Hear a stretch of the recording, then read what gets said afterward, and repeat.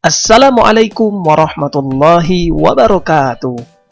Alhamdulillah, berjumpa lagi dengan video pembelajaran PAI kelas 5 semester 2. Bagaimana kabarnya? Semoga kita semua selalu diberikan kesehatan oleh Allah Subhanahu wa Ta'ala. Pada video pembelajaran kita kali ini, kita akan mempelajari pelajaran 9 submateri tentang tadarus Al-Quran. Mari perhatikan gambar berikut ini. Kira-kira pada gambar ini menceritakan apa ya? Ya, benar. Pada gambar ini menceritakan tentang suasana anak-anak yang sedang memakmurkan masjid dengan cara tadarus Al-Quran bersama-sama. Kegiatan tadarus Al-Quran ini biasanya lebih populer saat bulan Ramadan. Karena memang biasanya pada bulan tersebut orang-orang lebih bersemangat untuk meningkatkan amal ibadah. Salah satunya tadarus Al-Quran. Bahkan saking bersemangatnya, mereka biasanya memiliki target untuk supaya khatam membaca Al-Quran selama bulan Ramadan. Tadarus Al-Quran biasanya dilakukan di masjid atau musola pada sore hari atau malam hari setelah sholat tarawih. Kalau di sekolah, biasanya dilakukan pada pagi atau siang hari setelah sholat. Wah, rasanya indah sekali ya suasana seperti itu. Kalau pada zaman Nabi Muhammad, ada nggak yang suka tadarus? Ya, ternyata pada masa Rasulullah SAW pun, kegiatan tadarus sering dilakukan dengan berbagai cara. Ada yang sekedar membaca hingga khatam, ada yang menghafalnya, dan ada pula yang mempelajari isi kandungannya.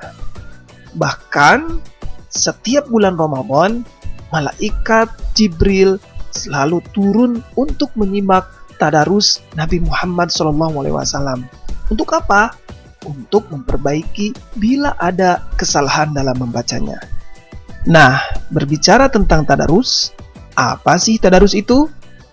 Tadarus berasal dari kata darosa, yang artinya mempelajari, meneliti, menelaah, dan mengambil pelajaran.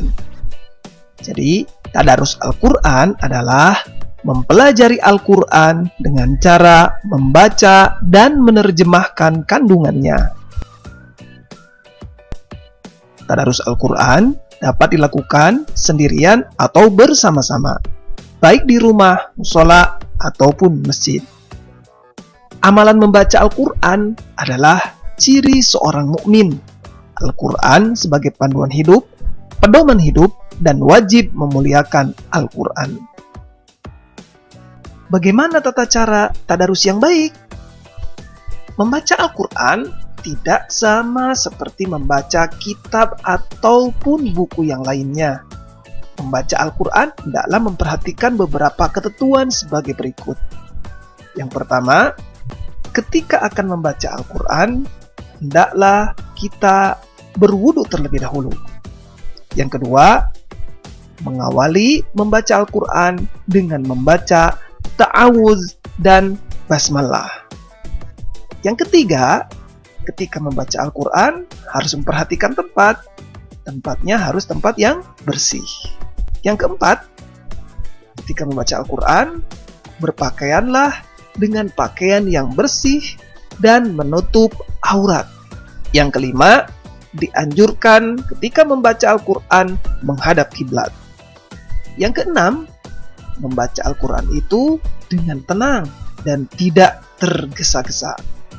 Yang ketujuh, ketika membaca Al-Quran, lakukanlah dengan suara yang terbaik.